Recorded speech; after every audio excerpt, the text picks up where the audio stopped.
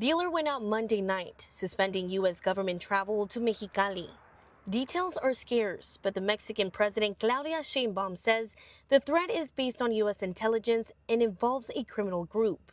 Even though Mexicali is 40 miles away, local residents in San Luis are still on edge.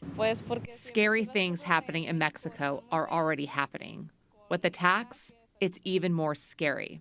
Miley Vasquez lives in San Luis Rio Colorado. She tells me she crosses the border frequently. However, today she says she was extra careful while traveling. I didn't see anything from the Mexican side, but when I crossed the border to the Arizona side, I saw military presence and law enforcement. Some residents told us they're concerned for loved ones across the border. Yuma resident Jose Arguelles says his dad lives in Mexicali.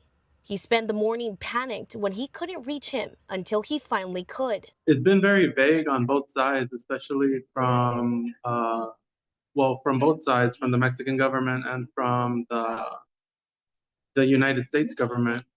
Basically, they're told not to go near government buildings. They're told not to go across the border if they have any business today.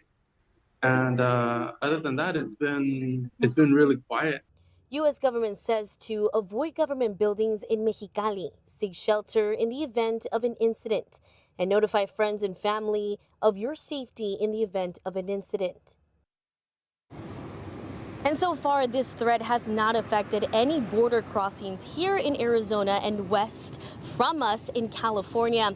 And so far, people are telling me it's just a same day, same evening. In San Luis, Karina Basarte for Arizona's Family.